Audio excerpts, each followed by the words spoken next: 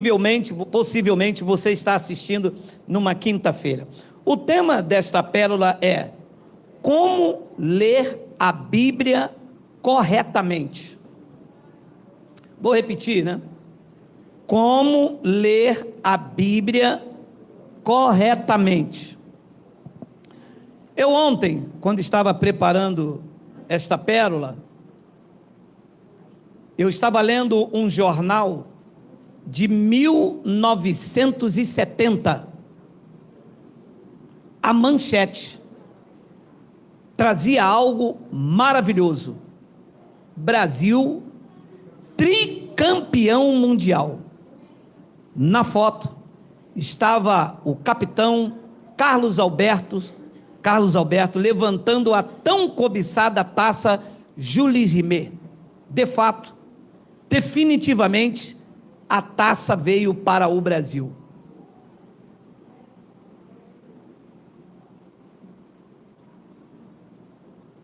E o que serve esta notícia para os dias de hoje?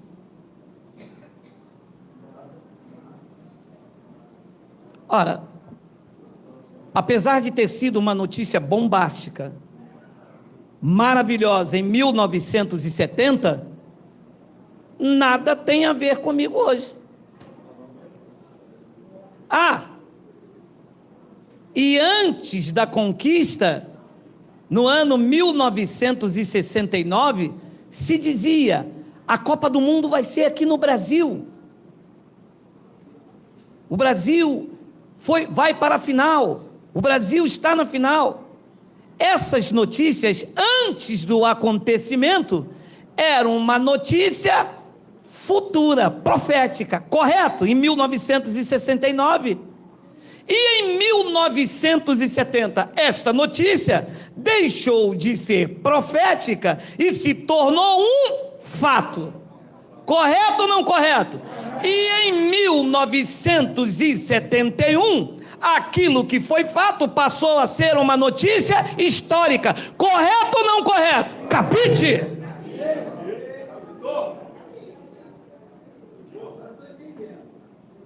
Ora,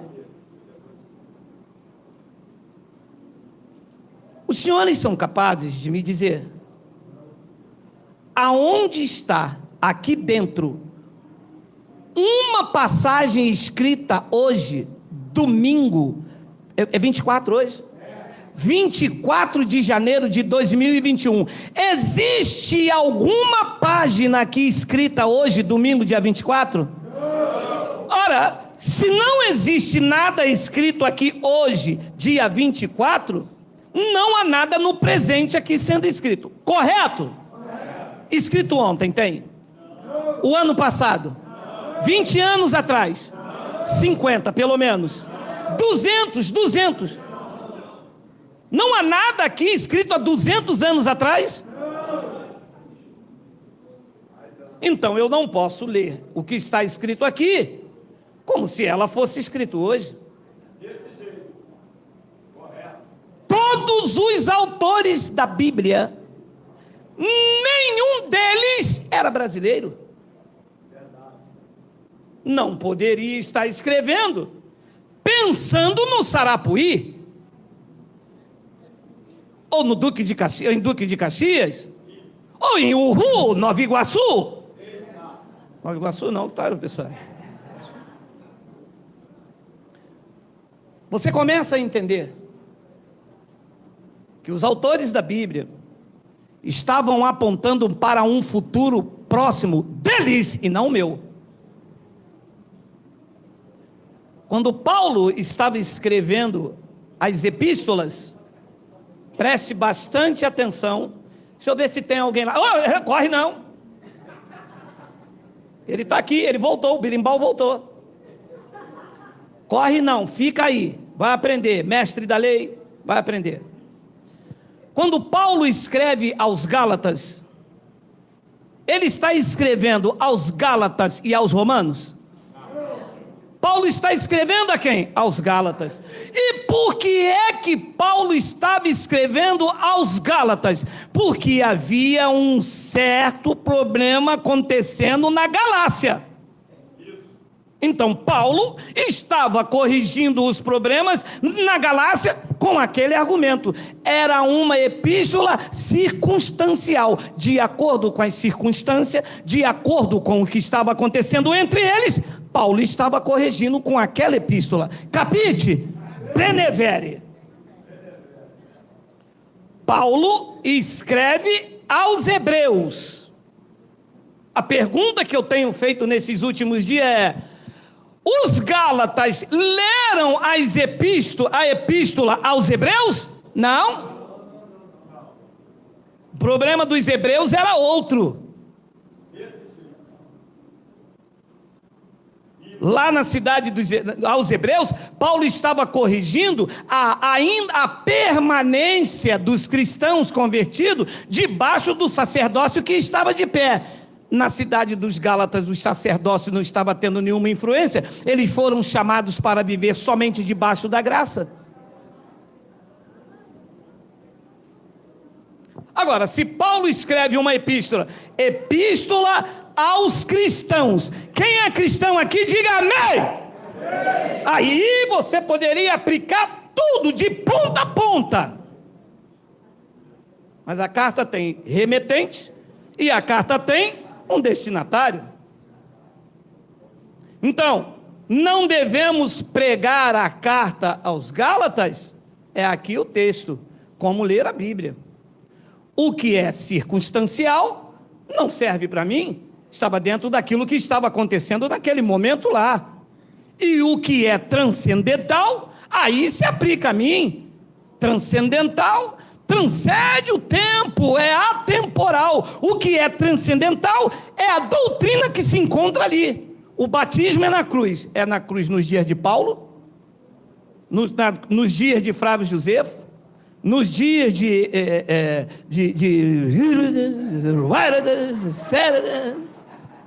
de quantos mais existirem. Vou te fazer uma pergunta. O Antigo Testamento foi escrito para a igreja dos Gálatas? E por que a epístola dos Gálatas tem que ser escrita para mim?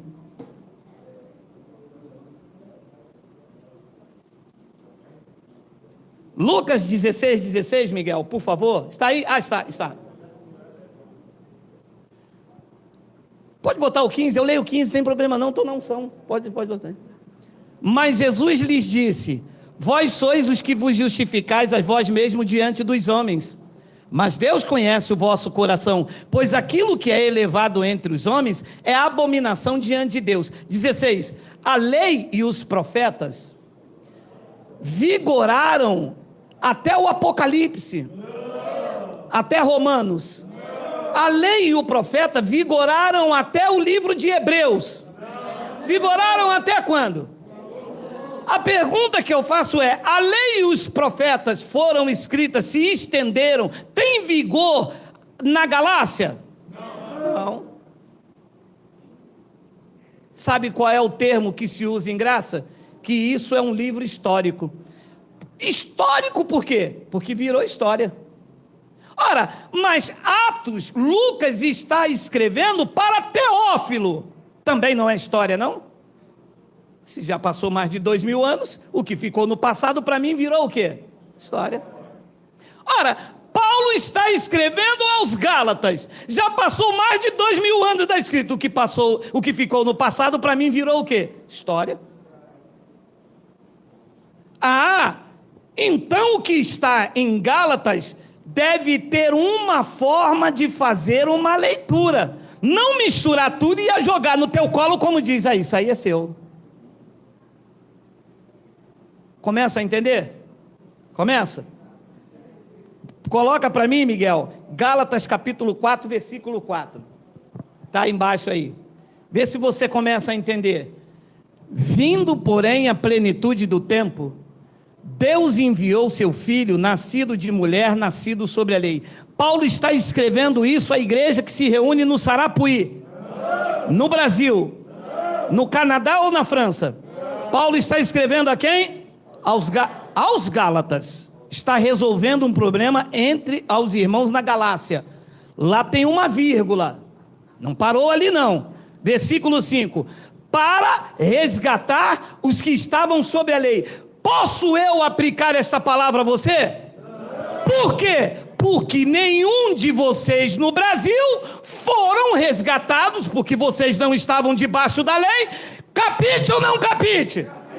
É assim, doutor, que se prega o evangelho, que ensina as pessoas como ler a Bíblia.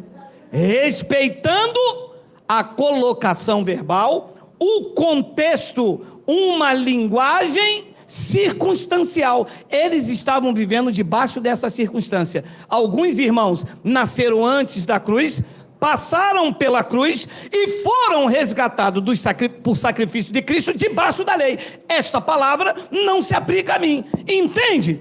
Sim.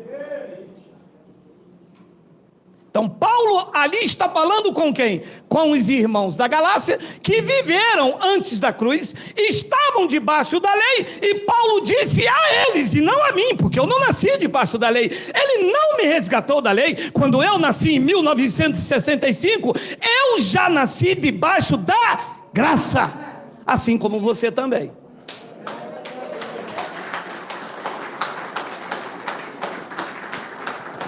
Só não tínhamos entendido dela. Só não tínhamos olhos iluminados. Porque eles tomaram a chave da ciência, eles entraram e não deixaram mais ninguém entrar. Que uma vez que a chave da ciência, do conhecimento é dado a você, algema nunca mais, prisão nunca mais. Ouça, nunca mais esqueça o que eu vou te falar. A igreja evangélica é a única empresa no mundo em que os empregados pagam o salário do patrão. Porque eles tomam a chave da ciência, entram e não deixam ninguém entrar. O profeta disse: vocês pegam um livro selado e dá a quem sabe ler, e diz: lê. Aí o que sabe ler diz: não posso, está selado. Então eles pegam o livro, tiram o selo e dá a quem não sabe ler, e diz: lê. As pessoas dizem: não posso, eu não sei ler.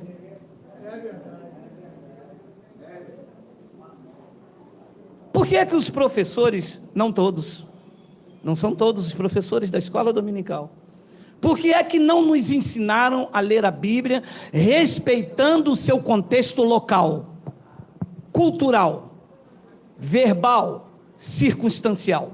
Por que é que fizeram de uma salada e pega o Novo Testamento e joga aqui, pega a Epístola de Paulo e joga em mim? Porque eu não nasci debaixo da lei. Essa palavra não pode ser aplicada a mim. Você entende ou não entende? Entende, porque você tem a mente iluminada. Hoje você entende como ler isso aqui. Porque fizeram disso uma arma poderosa. Ela é a espada do Espírito, se tornou a arma do homem para manipular o outro homem. Você quer manipular? Existe um filme daquele cara, não, é o livro de Eli. Você vê a guerra que é para o cara ter o livro de Eli. O cara disse: eu não quero dinheiro, eu não quero nada, eu quero o livro. O cara, por quê? Porque com o livro eu domino. E está aí, uma massa de manobra. Um homem com bilhões, com apartamento em Dubai, uma casa de quase 180 milhões de reais, torneiras e bicas de ouro, e as pessoas dando 10% de tudo que tem, inicialmente. Porque depois, no desencorrer da empresa, tem campanhas, tem votos. E quem é que alimenta tudo isso? Quem não consegue ter olhos iluminados como Deus deu ao teu. Porque a você eu posso garantir. Até porque eu garanto que se eu pegar você com essas barganhas fora, meu irmão, ó, olha.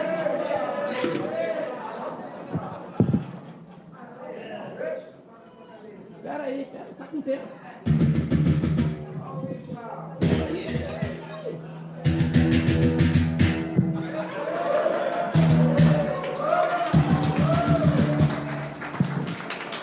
Se eu pegar você nesse negócio, mas eu vou dar de birimbau em você, meu amado, porque não é possível.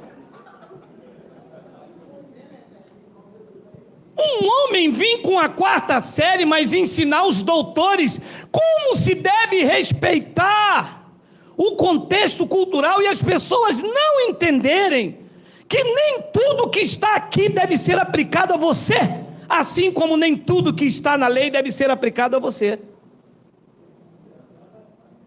Aí eles pegam aqui, eles dizem que eu prego versículo isolado, mas eu estou respeitando o contexto histórico, cultural. Diz que, volta o 4, você já tinha lido assim? Não, fala a verdade, você algum dia leu assim? Vindo, porém, a plenitude do tempo, Deus enviou seu filho, nascido de mulher, nascido sobre a lei. Tá, segura aí, para que Deus enviou seu filho, nascido estériles? Eu falei hebraico também.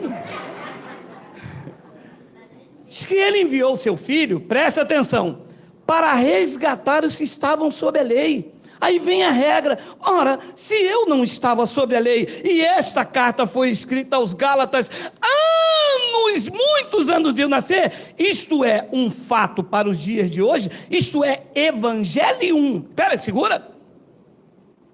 Isto não é para mim evangelium.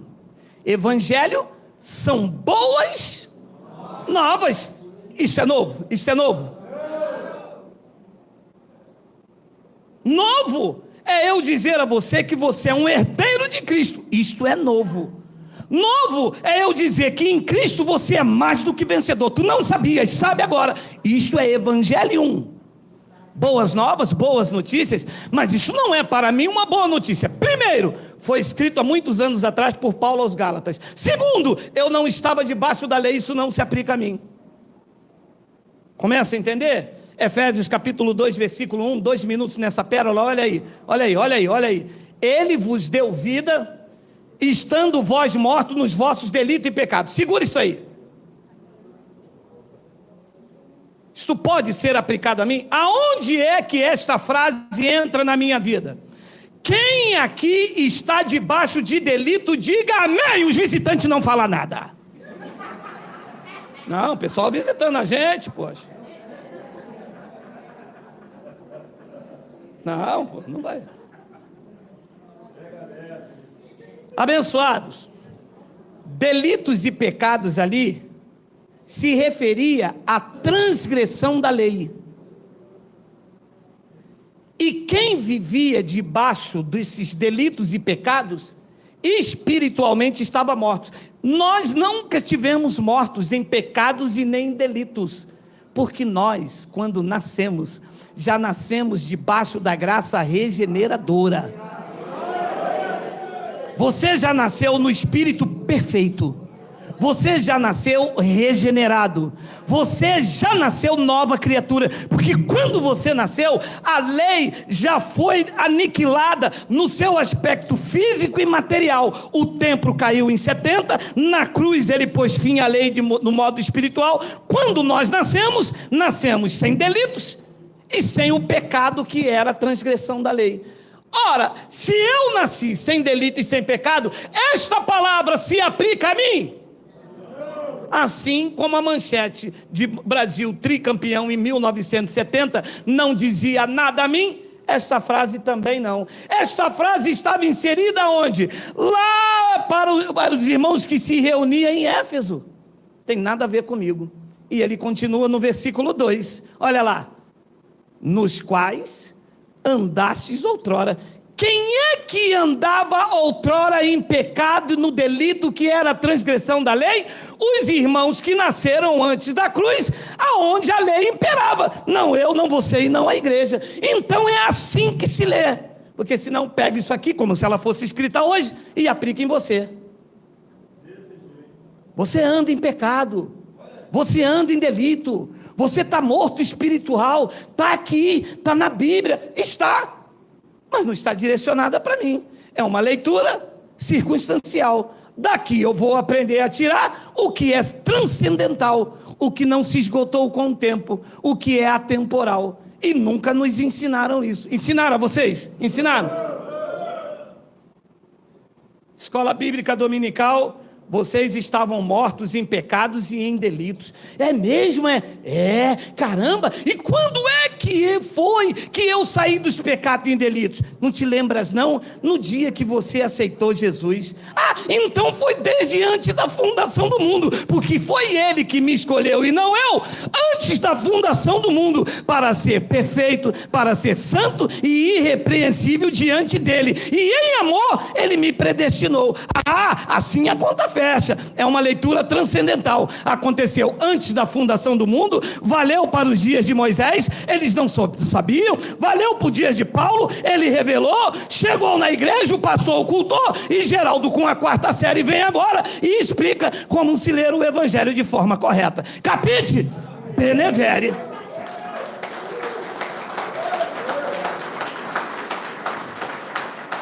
Nossa! O senhor fez mestrado? Não.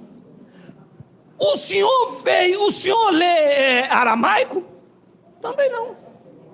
Ora, o senhor fez bacharel em teologia? Jô? Também não. I am not. Sayonara. Não, sayonara não tem nada a ver com... Desceu aqui o manto. O que é que o senhor fez? Cansei de ser manipulado, cansei de ser cliente, cansei de pagar o salário do pastor, cansei de fazer a aposentadoria dele, fui ao Google e coloquei, o que é inferno? Conjugação do verbo ter, conjugação do verbo mais, pretérito. O que é pretérito do futuro? O que é passado? E o Google me mostrou tudo aquilo que eles esconderam por trás dos seus anéis. Eu disse, gente, era tão simples. Até um burro como eu aprende. É aquela história, né? O profeta foi repreendido pelo burro. Agora os bacharéis em teologia sendo repreendidos pelo analfabeto de 4ª série. Que vergonha, hein? Não, eu teria vergonha. Porque se vocês me repreenderem por uma fala, não tenho vergonha nenhuma, eu não sei falar. Se vocês falarem, que você falou uma palavra errada, falou mormão, deixa, eu não sei falar, eu tenho a cara da riqueza.